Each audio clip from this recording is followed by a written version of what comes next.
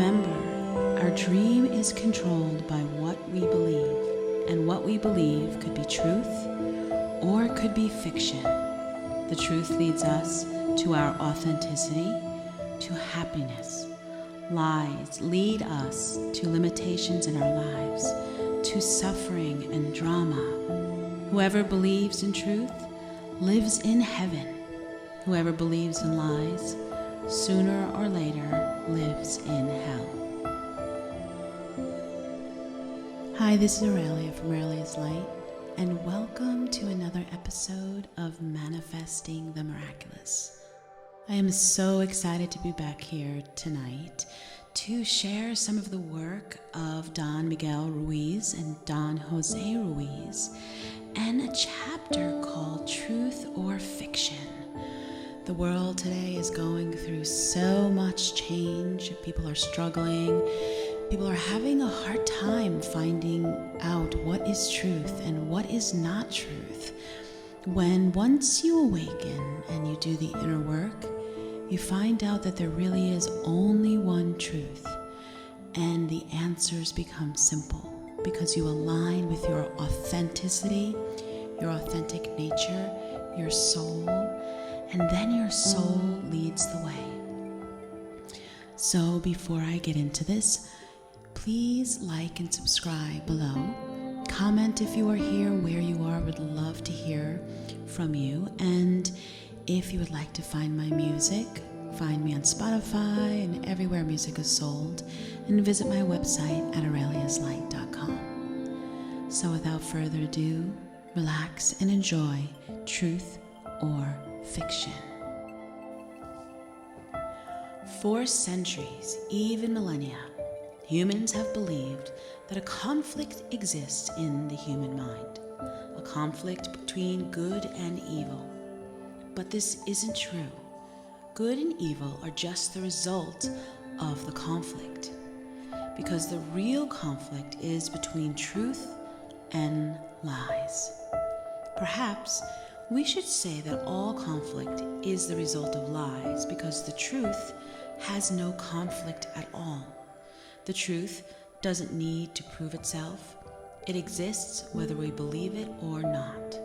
Lies only exist if we create them, and they only survive if we believe in them. Lies are just a distortion of the word, a distortion of the meaning of a message, and that distortion is in the reflection, the human mind. Lies aren't real. They are our creation. But we give them life and make them real in the virtual reality of our mind. When I was a teenager, my grandfather told me this simple truth, but it took years for me to really understand it, because I was always thinking, how can we know the truth? I was using symbols to try to understand the truth, when the real truth is the symbols have nothing to say about the truth. The truth existed long before humans created symbols. As artists, we are always distorting the truth with symbols, but that's not the problem. As we said before, the problem is when we believe that distortion, because some lies are innocent and others are deadly. Let's consider how we can use the word to create a story, a superstition about a chair. What do we know about a chair? We can say that a chair is made of wood or metal or cloth, but we're just using symbols to express a point of view. The truth is that we don't really know what the object is, but we could use the word with all of our authority to deliver a message to ourselves and to everybody around us. This chair is ugly. I hate this chair. The message is already distorted, but this is just the beginning. We can say, it is a stupid chair, and I think that whoever sits in this chair might become stupid also. I think we have to destroy the chair, because if somebody sits in the chair and it falls apart, that person will fall and break a hip. Oh yes, that chair is evil. Let's create a law against the chair so that everybody knows that that chair is a danger to society. From now on, it's prohibited to get near that evil chair. If we deliver this message, then whoever receives this message and agrees with the message starts to become afraid of the evil chair. And very soon, there are people who are so afraid of the chair that they start having nightmares about it. They become obsessed with the evil chair, and of course, they have to destroy the chair before it destroys them. Do you see what we can do with that word? The chair is just the object. It exists, and that's the truth. But the story we create about the chair is not the truth. It's a superstition. It's a distorted message, and that message is the lie. And if we don't believe the lie, no problem. But if we believe the lie and try to impose that lie on other people, it can lead to what we call evil. Of course, what we call evil has many levels as well, depending on our personal power. Some people can lead the whole world into a great war where millions of people die. There are tyrants all around the world who invade other countries and destroy their people because the tyrants believe in lies. Now we can easily understand why there is a conflict in the human mind, and only in the human mind, which is the virtual reality, because it doesn't exist in the rest of nature. There are billions of humans who distort all sorts of symbols in their heads and deliver distorted message. That's what really happens to humanity. I think that the answers are why all the war exists, and why all of the injustice and abuse exists, why the dream that we call hell exists in the world of humans. Hell is nothing but a dream of lies. Remember, our dream is controlled by what we believe, and what we believe could be the truth, or could be fiction. The truth leads us to our authenticity, to happiness. Lies lead us to limitations in our lives, to suffering and drama. Whoever believes in the truth lives in heaven. Whoever believes in lies, sooner or later lives in hell. We don't have to die to go to heaven or to hell. Heaven is all around us, just as hell is all around us. Heaven is a point of view, a state of mind, and so is hell. It's the obvious that lies have been running every show in our head. Humans create the lies, and then the lies control the humans. But sooner or later, the truth arrives. And the lies cannot survive the presence of truth. Centuries ago, people believed that the earth was flat, and some say that elephants were supporting the earth, and that made them feel safe. Good. We know that the earth is flat. Well, now we know that the earth isn't flat. The belief that the earth was flat was considered the truth, and almost everyone agreed, but that didn't make it true. One of the biggest lies we hear at the present time is nobody's perfect. It's a great excuse for our behavior, and almost everybody agrees. But is it true?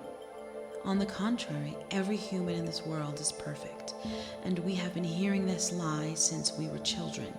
And as a consequence, we keep judging ourselves against an image of perfection.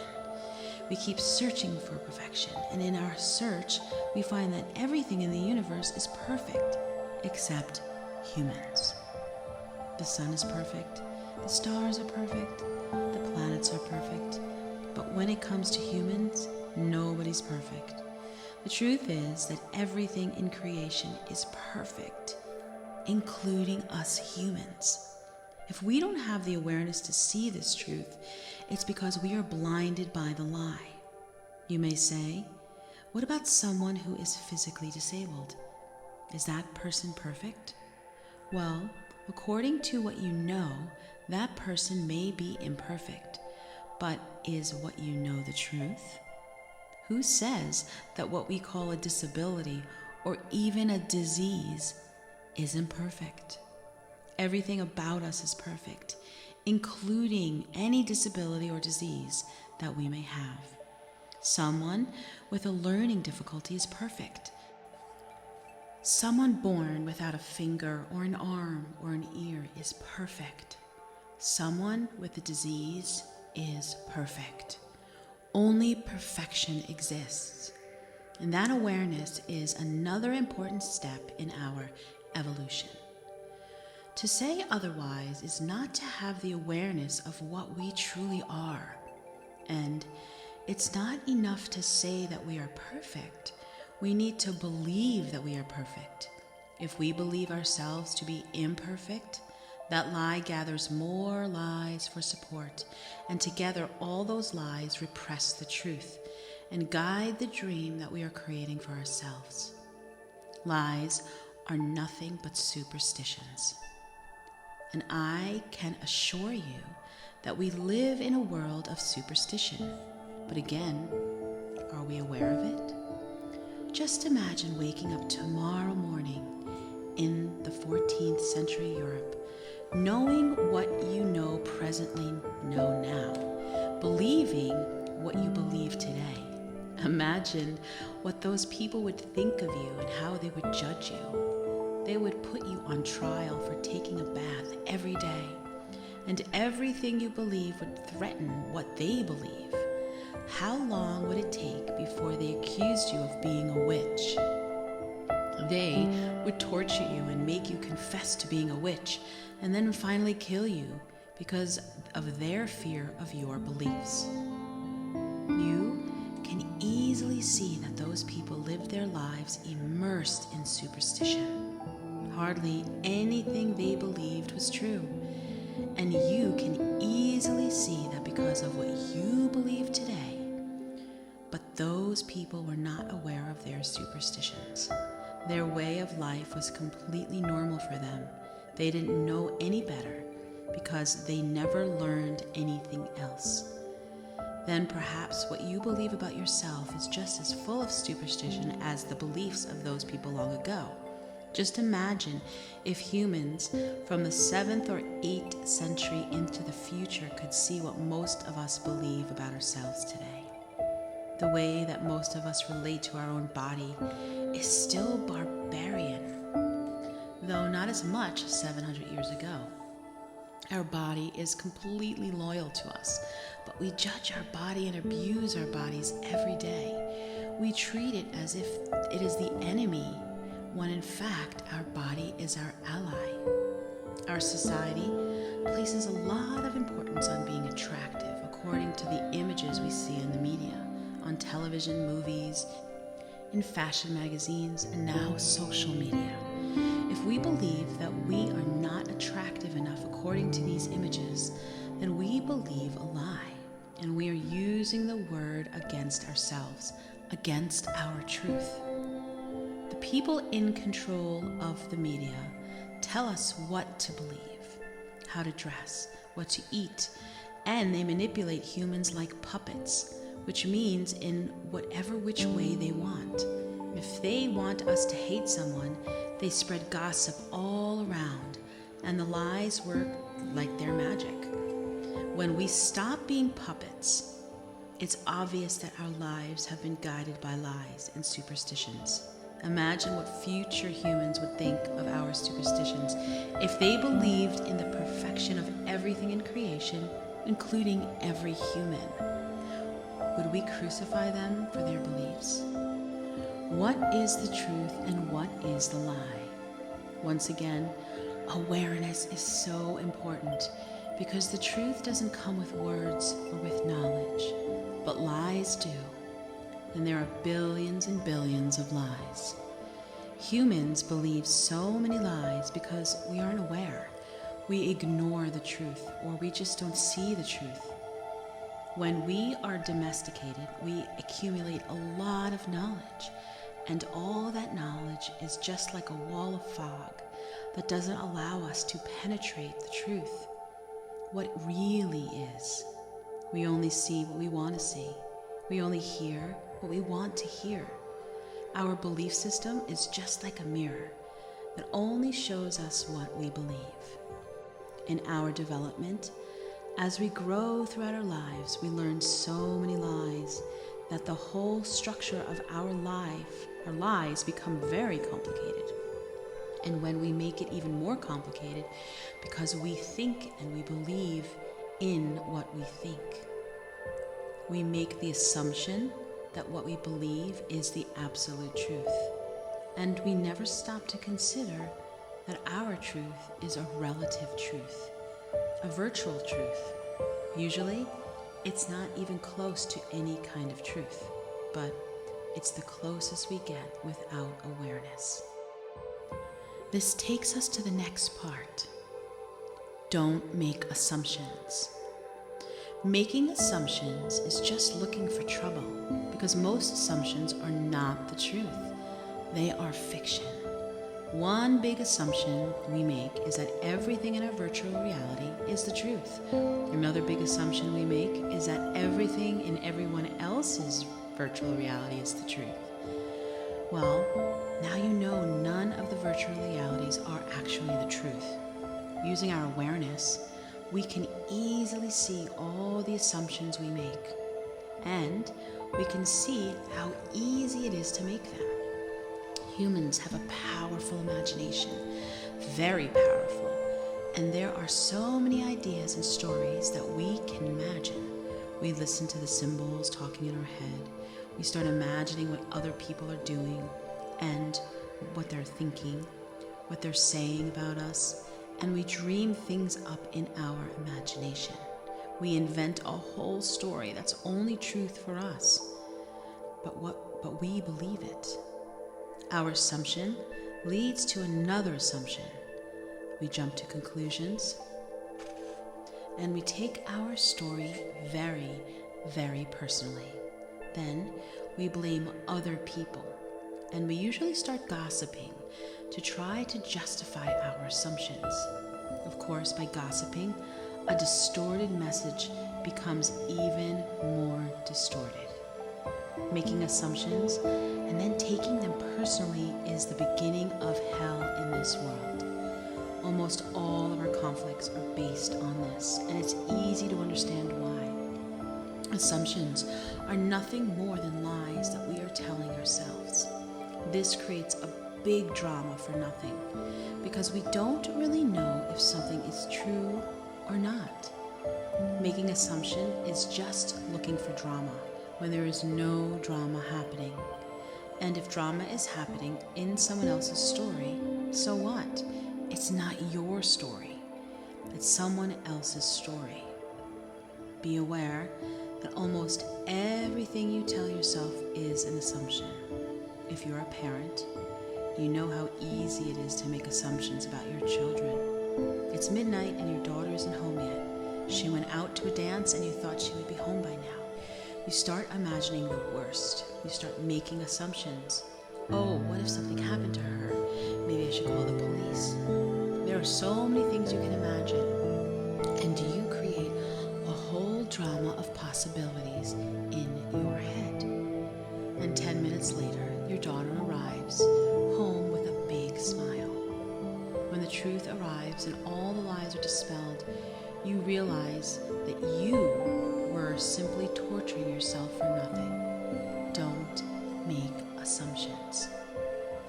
If not taking anything personally gives you immunity in the interaction that you have with another, then not making assumptions gives you immunity in the interactions that you have with yourself, with your voice of knowledge, or what we call thinking. Making assumptions is all about thinking. We think too much, and thinking leads to assumptions. Just saying what if can create a huge drama in our lives. Every human can think a lot, and thinking brings fear. We have no control over all that thinking, all those symbols that we distort in our head. If we just stop thinking, we no longer try to explain anything to ourselves, and this keeps us from making assumptions. Humans have a need to explain and justify everything.